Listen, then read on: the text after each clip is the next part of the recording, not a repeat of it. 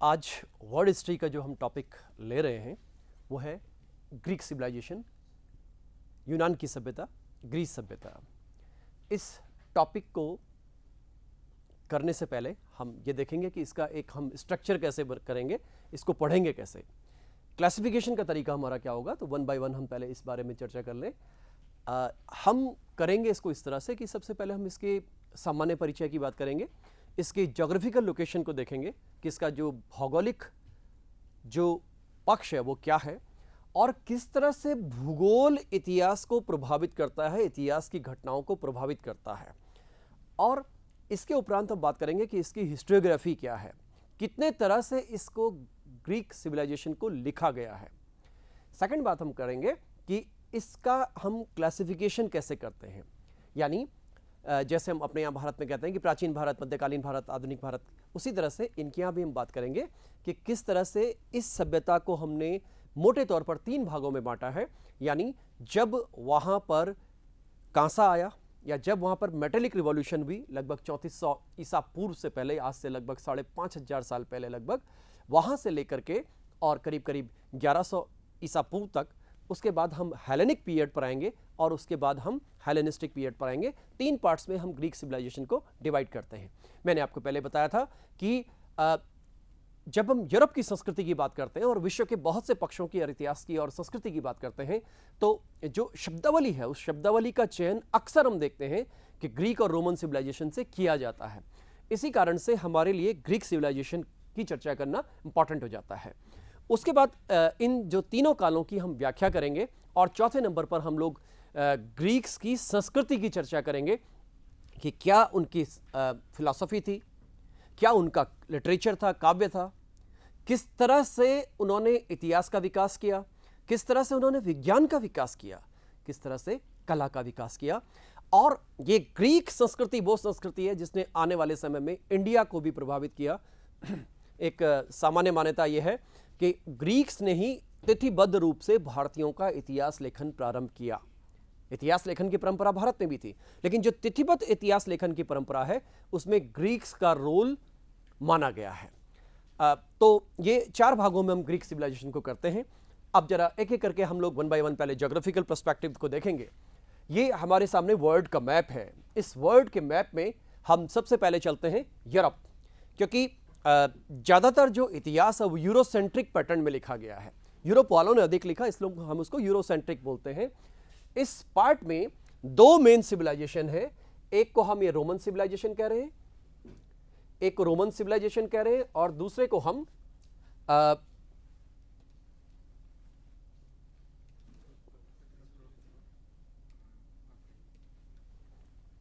एक Roman civilisation है और दूसरा इसके पास में ग्रीक सिविलाइजेशन है। यानी आज का ग्रीस देश और आज का इटली देश, ये 2 देश हैं जिनके इर्द गिर्द संस्कृति और सभ्यताओं का यूरोप में उदय हुआ। एक रोमन संस्कृति हो गई, रोमन सभ्यता हो गई, और दूसरी ग्रीक सभ्यता हो गई। तो इस पूरे मैप में हम सबसे पहले यूरोप में चलते हैं और इसके भी हम बाद में चलते हैं इसको लेकर के ग्रीस में। सबसे पहले आज का स्ट्रक्चर इसका देख लें। आप सामने आपके ये ग्रीस का मैप आया हुआ है। ये ग्रीस का मैप आप देखेंगे तो ये मेडिटेरेनियन सी यानी आज के भूमध्य सागर में और आयोनियन सी और एगियन सी, इन 3 समुद्रों के बीच में ये है, इसलिए इसको प्रायद्वीप कहते हैं। मोटे तौर पर इस सारे एरिया को प्रायद्वीप कहते हैं, जिसको हम अक्सर हिस्ट्री एंड कल्चर में पढ़ते हैं बाल्कन प्रायद्वीप, बाल्कन स्टेट्स। ये बाल्कन स्टेट्स हैं और आज के हिसाब से इसमें देखिए आप, ये पूरा ग्रीस आता है, इसके अलावा Macedonia, Albania, Montenegro, Serbia, Bosnia, Bulgaria, और इस साइड में इटली आएगा। यहाँ पे देखेंगे आज के हिसाब से एथेंस इनकी राजधानी है, जिसको हम एक इंपॉर्टेंट स्थिति के रूप में देखेंगे क्योंकि ये एक नगर राज्य के रूप में विकसित हुआ था प्राचीन काल में। ये आज का स्ट्रक्चर है, ये आज का स्ट्रक्चर है, आज का मैप है। अब इसके बाद हम थोड़ा उस पीरियड पे चलते हैं जबकि हम चर्चा करने वाले हैं ये भौगोलिक पक्ष हैं, किस तरह से भूगोल इतिहास को प्रभावित करता है। तो यहां पर आप देखेंगे, अगर आप भौगोलिक दृष्टि से देखेंगे तो ये समुद्र है सारा और इसके बीच में छोटे छोटे द्वीप आपको दिखाई दे रहे हैं। और ये यहाँ की जो टोपोग्राफी है, यहाँ की जो ज्योग्राफी है, वो ज्योग्राफी भारत के समान या इटली के समान या इराक के समान जहां नदियों के देश थे उसकी तरह की नहीं है। नदियां नहीं है, बल्कि हिली रीजन्स हैं, पहाड़ हैं। अब आप इनके भीतर देखिए, इन शहरों के नाम हमको ध्यान रखने हैं। सबसे पहले तो एक एथेंस की बात आती है और स्पार्टा की बात आती है। ये दो तो मेजर शहर या नगर राज्य हुआ करते थे। इसके अलावा और बहुत भी हैं, और भी लोग हैं, और भी सिटीज़ हैं। इनको सिटीज़ को उस समय स्टेट्स बोलते थे, नगर राज्य। अभी मैं इसकी चर्चा करूंगा, इनके नाम क्या हुआ करते थे। कॉरिंथ, डेल्फी, स्पार्टा, एथेंस, और यहां पर एक क्रीट है। आज भी एक क्रीट छोटा सा द्वीप है, क्योंकि ज्योग्राफी हिस्ट्री बदलती है, ज्योग्राफिकल लोकेशंस नहीं बदलती, और बदलती भी है तो बहुत स्लाइटली बदलती है। हिमालय नहीं बदल जाएगा, हिमालय तो अपनी जगह पर ही रहेगा। इसी तरह से ये क्रीट सिविलाइजेशन या क्रीट का आज का द्वीप है। इस साइड हम आएंगे, यहां से एशिया शुरू हो गया। ये एशिया माइनर का क्षेत्र आ रहा है इस साइड में आने पे। तो अक्सर हम आने वाले समय में देखेंगे, आप लोगों ने सबने नाम सुने होंगे मैराथन, आप लोगों ने नाम सुना होगा थर्मोपल्ली। ये जो नाम सुने हैं, इन नाम का ओरिजिनेशन इन जगहों से आया है, इस सिविलाइजेशन से आया है। हम इस पर आने से पहले मैं आपको अपने क्लासिफिकेशन पर ले चलता हूं, और क्लासिफिकेशन पर आने से पहले हम बात करेंगे इस बात की कि जब हम ज्योग्राफिकली इस मैप को देखते हैं तो एक स्थिति ये आती है कि जो भौगोलिक कारक हैं वो इतिहास को प्रभावित कर रहे हैं। उनके बीच में ज्योग्राफिकल बैरियर्स हैं, भौगोलिक सीमाएं हैं, भौगोलिक ये कहें कि दूरियां हैं। इस कारण से छोटे छोटे राज्य डेवलप होंगे, जिन्हें ही नगर राज्य इनके काल में कहा गया। अब जब हम इनके पढ़ने लिखने की बात करते हैं कि इनके बारे में हमको जानकारी मिलती कहां से है, तो इतिहास को पढ़ने और समझने के लिए, किसी भी काल को समझने के लिए हमारे पास दो तरह के सोर्सेज होते हैं, जिनकी पहले भी चर्चा हुई है। एक को हम प्राइमरी सोर्सेज कहते हैं, एक को हम सेकेंडरी सोर्सेज कहते हैं। प्राथमिक स्रोत जो उस काल में लिखे गए हैं। जैसे मैं दो नाम आपसे लूंगा, हेरोडोटस और थ्यूसिडियस। ये दो उस काल के इतिहासकार हैं जो यहां के बारे में लिखते हैं। इसी तरह से जब हम इलियड ओडिसी की बात करते हैं, वो वहां के महाकाव्य हैं, एपिक्स हैं, वहां से उनके बारे में संस्कृति पता लगती है हमको। तो जो उस काल के लोग कह रहे हैं वो प्राइमरी सोर्सेस है। जो उस काल के आधार पर बाद के लोग कह रहे हैं वो सेकेंडरी सोर्सेस है। तो इन सेकेंडरी सोर्सेस के आधार पर आज और आप और हम पढ़ते हैं। सामान्य रूप से हम में से अधिकांश लोगों ने हिस्टोरिका नहीं पढ़ी। हिस्टोरिका जो हेरोडोटस की किताब है, इतिहास के मूल पिता, वो बुक नहीं पढ़ी, लेकिन उसके आधार पर जो लिखा गया सेकेंडरी सोर्सेस थे, उन सेकेंडरी सोर्सेस को हमने पढ़ा। इस तरह से इतिहास को पढ़ने समझने का दृष्टिकोण हमारा ये दो तरह से डेवलप होता है। इसी के अंतर्गत यूरोप में आज तक के इतिहास के सबसे ज्यादा अध्ययन ग्रीक और रोमन संस्कृति के हुए। यही कारण है कि आप अगर हॉलीवुड को देखेंगे तो हॉलीवुड में भी आधार ग्रीक और रोमन संस्कृति का है। अभी आपको मैं जगह जगह बताऊंगा किस तरह से हॉलीवुड वालों ने यहां की पृष्ठभूमि को, यहां के कथानक को, यहां की स्टोरीज को अपनी फिल्मों का प्लॉट बनाया है। इसकी चर्चा भी आएगी।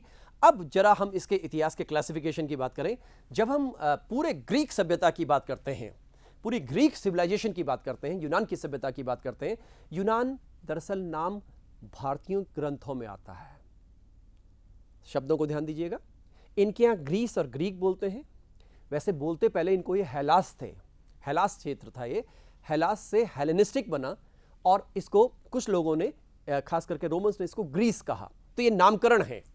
कभी भी किसी भी देश के कई नामकरण हो सकते हैं, जैसे भारत के भी होते हैं। तो ये नामकरण हमको इस रूप में मिलते हैं। तो हम नाम ले रहे हैं ग्रीक सिविलाइजेशन या ग्रीस सिविलाइजेशन या यूनान की सभ्यता। इसको हमने, इस इतिहास को पूरे 3 भागों में बांटा है, क्योंकि इतिहास समय के आधार पर चलता है। आज से 1000 साल पहले क्या था, आज से 2000 साल पहले क्या था, आज से 10 साल पहले क्या था। इसको हम इतिहास कहते हैं, क्योंकि इतिहास एक तरह से रिकॉर्ड ऑफ पास्ट होता है, अतीत का दस्तावेज होता है इतिहास। तो इस आधार पर हमने देखा कि इसको हमने 3 भागों में बांटा। पहले पार्ट को हम हेलेनिक कह रहे हैं, दूसरे पार्ट को हम हेलेनिक कह रहे हैं, तीसरे पार्ट को हम हेलेनिस्टिक कह रहे हैं। अब जरा इसका काल विभाजन समझ ले। आज से लगभग 5,500 साल पहले से ग्रीस हिस्ट्री प्रारंभ हुई मानी जाती है। दुनिया का कोई भी भाग हो, ज्यादातर भागों में, अधिकांश भागों में, या यूं कहें कि सभी भागों में मानव की सभ्यता का विकास पत्थरों से हुआ। वो पत्थर के उपकरण बनाता था, वो कंदमूल फल खाता था, शिकार करता था। यहां से मानव की शुरुआत हुई, जिसको हम मोटे तौर पर स्टोन एज कह देते हैं। तो फ्रॉम वेरी बिगिनिंग, यहां से जब इस सभ्यता में मेटल आया, धातु आई, तो धातु से हम इतिहास का प्रारंभ कर रहे हैं और लगभग 1100 बीसी तक। यह इतना लंबा काल है, यानी कि धातु का काल भी यहीं से शुरू होता है। और अब जो ग्रीक मान्यताएं हैं, ग्रीक मान्यताओं का काल भी यही है। अभी मैंने आपको बताया था, यहां इस काल में अर्ली सिविलाइजेशन, कुछ इस सभ्यता, ये एक्चुअली ये मेन सभ्यता है, ये वाली, ये सिकंदर काल की सभ्यता या सिकंदर के उत्तराधिकारियों के समय की सभ्यता है। ये इसका बैकग्राउंड यहां बन रहा है और इसका बैकग्राउंड यहां बन रहा है। इतिहास हमेशा अपने पिलर्स नीचे से लेगा। पिलर्स में शब्द कह रहा हूं, हम आज आप ऐसे हैं, इस रूप में हैं, तो उसके पीछे भारत का स्वतंत्रता संग्राम है। भारत का स्वतंत्रता संग्राम है तो उससे पहले भारत की एक ऐतिहासिक पृष्ठभूमि है। हम सब इस इतिहास की इमारत पर खड़े होते हैं। इसी कारण से इतिहास महत्वपूर्ण है, क्योंकि आप और हम हवा में नहीं हो सकते। अब यहां पर एक बार दोबारा देखें, यह करीब करीब इतना लंबा काल हमने 3 भागों में बांटा। इसको हम अर्ली फेज कहते हैं, इसको मिडिल फेज कहते हैं और इसको नियो फेज कहते हैं। यानी ये प्रारंभिक काल है, ये मध्य काल है, ये बाद का काल है, परवर्ती काल, लेटर फेज बोलते हैं इसको। और यहां पर हमें 2 सभ्यताओं का होना दिखाई देता है, खास करके एजियन सिविलाइजेशन और मेनोस सिविलाइजेशन। ये 2 सभ्यताएं मुख्य हैं। तो पहला प्रश्न ये बनता है, ग्रीक सभ्यता का मूल आधार क्या था? एक तीसरी भी आती है जिसको माइसेनियन सिविलाइजेशन कहते हैं, इसकी चर्चा भी मैं दोबारा से करता हूं। ग्रीक सिविलाइजेशन का मूल आधार क्या था? एजियन सिविलाइजेशन, मेनोस सिविलाइजेशन और माइसेनियन सिविलाइजेशन। ये 3 सिविलाइजेशन है जिनके आधार पर हम ग्रीक्स को पढ़ने और समझने की कोशिश करते हैं। तो यहां पर ये जो 3 सभ्यताएं हैं, ओके, 3 सभ्यताओं की हम बात कर रहे थे, या उन सभ्यताओं की बात कर रहे थे जो प्राचीन काल की सभ्यताएं हैं। सबसे पहली सभ्यताएं हैं कहां की? ग्रीक की।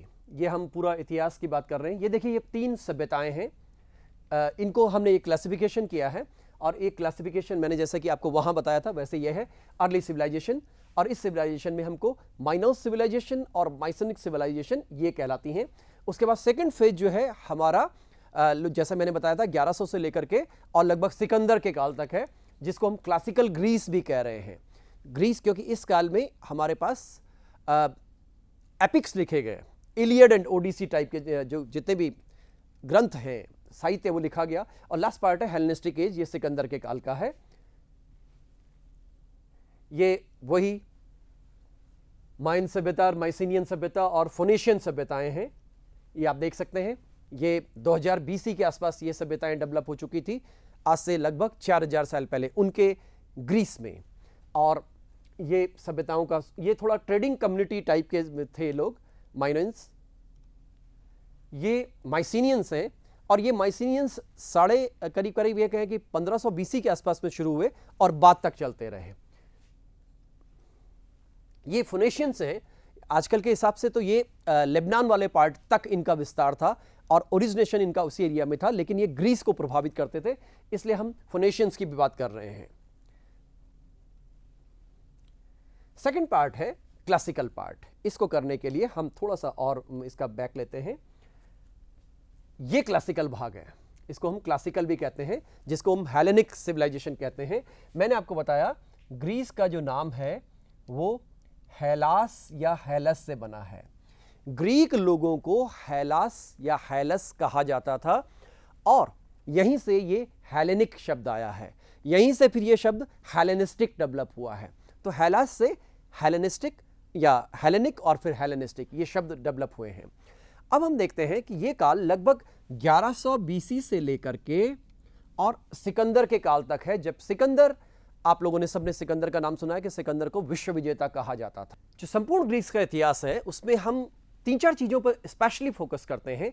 एक तो यहां युद्ध हुआ करते थे, वॉर, और दुनिया के सभी इतिहासों में युद्ध हुआ करते थे, इसमें कोई अलग बात नहीं है। इसके अलावा जो यहां पर साहित्य लिखा गया उसमें ज्यादातर आपको लव स्टोरीज मिलेंगी। लव स्टोरी भी पूरी दुनिया की कहानी है, लेकिन इनके यहां सबसे ज्यादा लव स्टोरीज लिखी गई। अब इसका आधार मैं बाद में बताऊंगा कि साहित्य जब चर्चा करेंगे वहां पर इसकी बात करेंगे। तो युद्धों की बात करते हैं तो इस काल से पहले यहां पर कुछ युद्ध हैं जिनका जैसे नाम है ट्रोजन वॉर, ट्रोजन युद्ध। तो एक प्रश्न यहां पर यह भी बनेगा कि निम्नलिखित में से ट्रोजन युद्ध किस काल से संबंधित है या किस सभ्यता से संबंधित है? तो इसका नाम क्या आ जाएगा? ये हेलेनिक पीरियड का है, यानी ग्रीक सिविलाइजेशन का है, यूनान की सभ्यता से रिलेटेड युद्ध है। इसके बाद जब हम हेलेनिक पीरियड की बात करते हैं तो मैंने आपको बताया 1100 बीसी, लगभग आज से 3000 साल पहले से लेकर के और सिकंदर के काल तक। सिकंदर का काल मोटे तौर पर हम 336 से लेकर के 323 ईसा पूर्व तक मानते हैं। और इस काल में देखिए क्या क्या चीजें हो रही हैं। इस पूरे 1100 बीसी से सिकंदर के काल तक के बीच में हमारे पास बहुत तरह के इस सभ्यता में डेवलपमेंट्स दिखाई देते हैं। वो किस रूप में है? जैसे इस काल में एपिक्स लिखे गए। होमर नाम के कवि ने, एक शब्द आता है महाकाव्य, होमर नाम के कवि ने 2 महाकाव्य लिखे जिनका नाम था इलियड एंड ओडिसी। ये नाम आप सब लोग इससे परिचित हैं, इलियड एंड ओडिसी। ये 2 महाकाव्य हैं। महाकाव्य लिखे जाना सभी जगह लिखे गए, भारत में भी लिखे गए। आप सब जानते हैं कि आपने अगर भारतीय संस्कृति की बात करते हैं हम, तो यहां पर रामायण और महाभारत 2 महाकाव्य आते हैं। जब हम दक्षिण भारत में तमिलियन संस्कृति में जाते हैं तो वहां पर संगम संस्कृति के अंतर्गत महाकाव्य, वैसे तो 2 महाकाव्य हैं लेकिन कुल मिला के 5 महाकाव्यों की चर्चा आती है। शिल्पादिकम और मणिमेखले सबसे इंपॉर्टेंट इस वहां पर है, शिल्पादिकम एंड मणिमेखले। इस तरह से यहां पर भी महाकाव्य लिखे गए, इलियड एंड ओडिसी। लगभग सभी महाकाव्यों में इन ग्रंथों में हमें वही वॉरियर की स्टोरी मिलती है।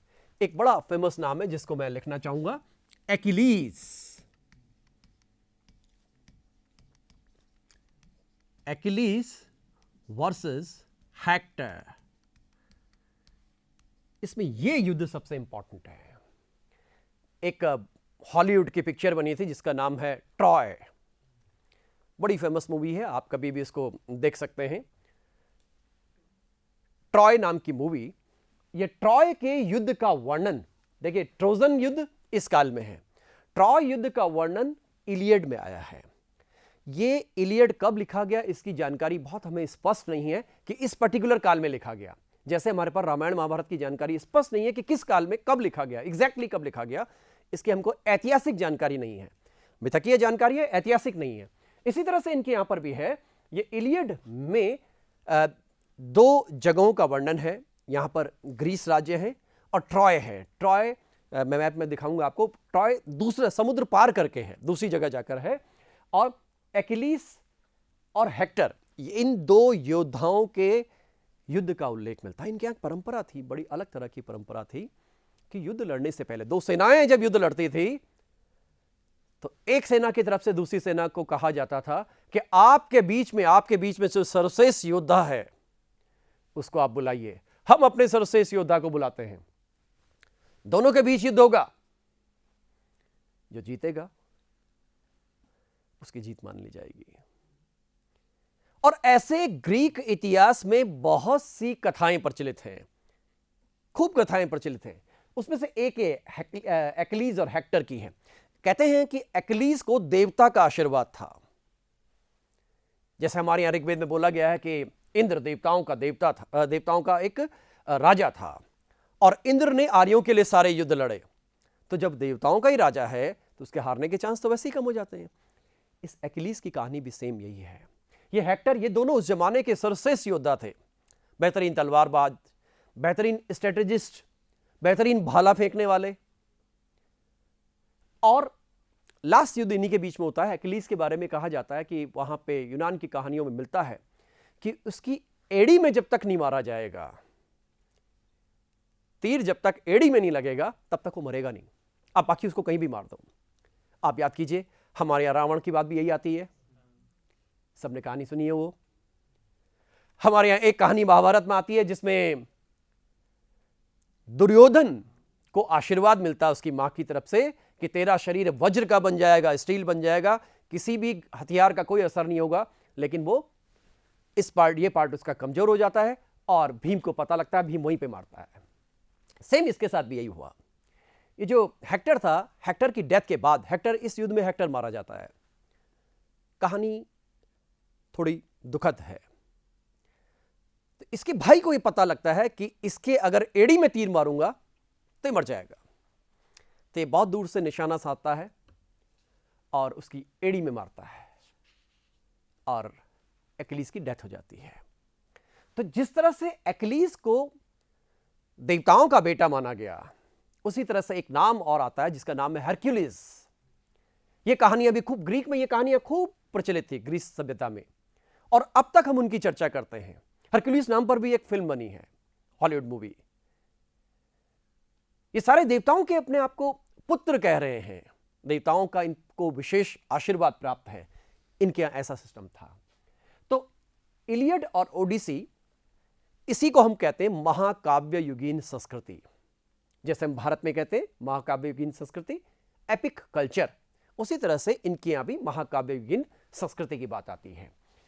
यहां पर एपिक लिखने के साथ साथ 5वीं शताब्दी में, 4वीं-5वीं शताब्दी में ईसा पूर्व की बात हो रही है, पेरिक्लीस नाम का एक राजा होता है। यह क्वेश्चन खूब पूछा जाना है। इसका काल गोल्डन एज कहलाता है। क्या कहलाता है? गोल्डन एज कहलाता है। गोल्डन, कहीं गोल्डन एज लिखा होगा, कहीं स्वर्णिम काल लिखा होगा, कहीं ये क्लासिकल एज लिखा होगा कि निम्नलिखित में से किस शासक का काल क्लासिकल एज कहलाता है। तो ये पेरिक्लीस है। इसके काल में मंदिर बने। मंदिर में हम लोग इंग्लिश ट्रांसलेशन टेंपल के रूप में करेंगे उसका, ए प्लेस ऑफ वर्शिप, जहां पर पूजा की जा सके। वैसे भारतीय संस्कृति के हिसाब से बोलूं तो मंदिर शब्द के बजाय शब्द देवालय ज्यादा उपयुक्त होता है। मंदिर शब्द के बजाय देवालय शब्द ज्यादा उपयुक्त है। आप लोगों ने सुना होगा, अगर ऐसी बात है मंदिर ही होता तो पिक्चर हॉल है जयपुर में राज मंदिर क्यों नाम रखा जाता? मंदिर is a type of architecture. इसी तरह से यहां पर जब शब्द आता है that is temple, worship place. तो ये वर्शिप प्लेस, पार्थेनन नाम का एक जैसे टेंपल मिलता है, यहां ये टेंपल भी इसी के काल में बनाया गया। और इन्होंने आर्किटेक्चर के नए नए तरीके डेवलप किए। किस तरह से वो आर्चेस बनाएंगे, मेहराब बनाएंगे, किस तरह से पिलर्स डेवलप करेंगे। पिलर्स मतलब स्तंभ किस तरह से बनाएंगे। बात के कुछ इतिहासकारों ने बोला कि भारत के स्तंभों पर भी इन ग्रीक का प्रभाव रहा, क्योंकि तीसरी चौथी शताब्दी में ग्रीक लोग भारत की तरफ आने लगे थे। तो इसलिए यहां पर एक पेरिक्लीस के पीरियड की बात आती है। पेरिक्लीस के टाइम में साम्राज्य विस्तार भी हुआ और पेरिक्लीस के टाइम में सांस्कृतिक विकास भी हुआ, कला के क्षेत्र में, विज्ञान के क्षेत्र में, साहित्य के क्षेत्र में, और यूं कहें कि इतिहास लेखन के क्षेत्र में। इसके बाद एक सबसे इंपॉर्टेंट बात आती है, दैट इज नगर राज्य। मैंने आपको बताया ग्रीक सिविलाइजेशन में छोटे बड़े राज्य हुआ करते थे, छोटे बड़े राज्य हुआ करते थे, और इस कारण से वो कोई बड़ा राज्य, एक बहुत बड़ा राज्य कभी नहीं बना। ग्रीस सिविलाइजेशन मतलब बहुत से ऐसा कहा जाता है कि 150 से ज्यादा छोटे बड़े राज्य हुआ करते थे। इस बात से आप अंदाजा लगा सकते हैं। आप याद कीजिए, आप लोगों ने अक्सर सुना होगा कि जब ये देश आजाद हुआ तो उस समय भारत में भी 500 से ज्यादा छोटी छोटी रियासतें थी। इसी तरह से, लेकिन हम सबको बोला क्या गया कलेक्टिवली? भारतीय। इसी तरह से इनको क्या बोला जा रहा है? ग्रीस या ग्रीक या यूनानी। तो इस तरह से यहां पर हम इस पर्टिकुलर पीरियड को देखते हैं, और यहां पर दो सबसे इंपॉर्टेंट नगर राज्य आते हैं। एक का नाम है एथेंस, दूसरे का नाम है स्पार्टा। एथेंस में, अभी मैं उसके बारे में डिटेल में चर्चा करूंगा। एथेंस में डेमोक्रेटिक पैटर्न था, एथेंस में फिलोसॉफिकल आइडियाज थे, एथेंस में ज्ञान की चर्चा अधिक थी, जबकि स्पार्टा में सैन्य चर्चा होती थी। स्पार्टा की अपनी सैन्य परंपराएं होती थी। स्पार्टा की सैन्य परंपराएं, आप लोगों ने बात सुनी होगी कि वहां पर अगर कोई व्यक्ति, कोई बच्चा पैदा होता है और वो फिजिकली फिट नहीं है तो वो नहीं रहेगा। सबसे पहले उसको फिजिकली फिट देखा, उसकी फिटनेस देखी जाएगी, नहीं तो उसको गिरा दिया जाएगा, फेंक दिया जाएगा, पहाड़ियों से नीचे गिरा दिया जाएगा। उसके बाद जब बच्चा 7 साल का होगा तो उसकी ट्रेनिंग शुरू होगी, आज के कमांडो ट्रेनिंग की तरह। उसको जंगल में भेजा जाएगा, जंगली जानवरों के बीच में, वहां पे वो सरवाइव कैसे करे। अगर उसको सरवाइव करना आ गया, सैनिक को सभी तरह की, आज की डेट में भी सैनिक को स्किल्स सिखाई जाती हैं। जो फोर्स का पर्सन है, उस फोर्स के पर्सन को स्किल्स सिखाई जाती हैं। जितना ज्यादा स्किलफुल सैनिक होगा उतना ज्यादा वो सफल ज्यादा होगा। तो इन सैनिकों को कुछ स्किल्स सिखाई जाती थी और इन स्किल्स के आधार पर ये ग्रीस सैनिक बनते थे। कैसे बनते थे, क्या होता था, इसकी चर्चा थोड़े और आगे करते हैं। अभी इसके मैं एक बार आपको थोड़ी सी और चर्चा आगे कर दूं। ये मैंने बताया, जब ये छोटे छोटे राज्य बने तो इनको ग्रीक सिटी स्टेट्स कहा गया। ग्रीक सिटी स्टेट्स, इनका नाम पूछा जाएगा कमीशंस के एग्जाम्स में। और यहां पे देखिए सामने लिखा हुआ रहा है, remain independent of each other, एक दूसरे से स्वतंत्र हैं। ये स्वतंत्र राज्य की तरह बिहेव कर रहे हैं। इसलिए each region had a polis, इनका जो संगठन होता था इस नगर राज्य को, ये क्वेश्चन आएगा आपके पास, पॉलिस क्या था, निम्नलिखित में से पॉलिस क्या था। तो पॉलिस एक प्रकार का नगर राज्य था। इसको मैं आपको अभी दिखा रहा हूं आगे। देखिए ये इनके जो सिटी स्टेट्स थे, इन सिटी स्टेट्स के हम 3 स्ट्रक्चर सामने देखते हैं। जो सिटी स्टेट होता था उसको तो पॉलिस कहते थे। जो एगोरा था, एगोरा एक शब्द आता है एगोरा, एगोरा जो होता था उस सिटी के अंदर ऐसा एरिया था जहां पे कलेक्शन ऑफ पीपल हो सकता है, जहां पे लोग रहते हों, जहां पे लोगों का कलेक्शन होता हो, उसको हम एगोरा कहते थे। और एक्रोपोलिस एक तरह की किलेनुमा फोर्टिफाइड एरिया होता था उस शहर में। ज्यादातर पहाड़ी एरिया थे। आपको याद कीजिए, हमारे यहाँ राजस्थान में भी बहुत से किले हैं, देश में बहुत जगह बहुत से किले हैं और पहाड़ी किले बड़ी संख्या में हैं। तो उस किले नुमा बस्ती को एक्रोपोलिस कहा जाता था। जैसे अपने यहाँ जयपुर में बोलते हैं परकोटे का क्षेत्र, उसी तरह से यहाँ पे ये एक्रोपोलिस कहलाता था। ये 3 पार्ट्स, इन पे सीधे प्रश्न आते हैं, ये क्या है, ये क्या है, ये क्या है। ये आप देखिए, ये पॉलिस है, यानी एक नगर राज्य। नगर राज्य को एंशिएंट ग्रीस में, प्राचीन ग्रीस में क्या कहा गया, पॉलिस कहा गया। और ऐसे 3 शहरों का मुख्य रूप से विकास, नगर राज्यों का विकास हमको देखने को मिलता है। One is called Athens, second is Sparta and third is Corinth. इसके अलावा और बहुत से, थीब्स है, ये क्रीट है, और भी बहुत सारे हैं, लेकिन यहां पे हम इनकी चर्चा मेनली करेंगे। ये पॉलिस है, देखिए आप, मैं मैप में दिखा रहा हूं।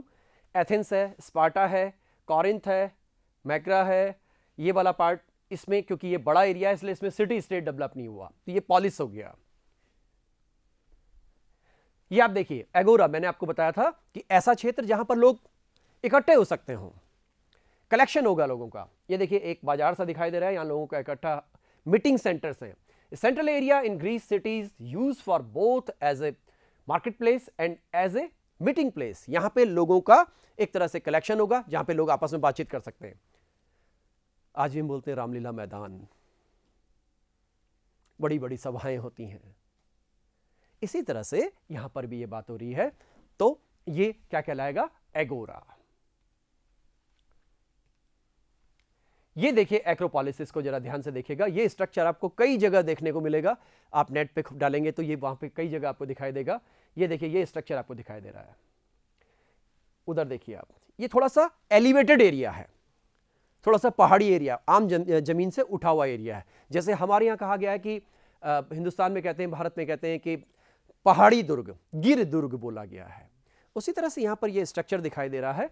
और इसको आप देख सकते हैं, a large in ancient Greece where city residents sought shelter and safety in times of war and meet to discuss community affairs. यहाँ पे लोग मिलेंगे, खास करके अगर युद्ध होंगे। आप याद कीजिए राजस्थान में भी क्या होता था, जब बड़े बड़े युद्ध होते थे तो आम जनता को किलों के अंदर बुला लिया जाता था। चित्तौड़ में भी ऐसे हुआ, रणथंभौर में हुआ। तो ये इस तरह से यहां पे एक्रोपोलिस है। ये एक्रोपोलिस पिछले 2-3 सालों में कमीशंस के एग्जाम में कई बार पूछा गया है।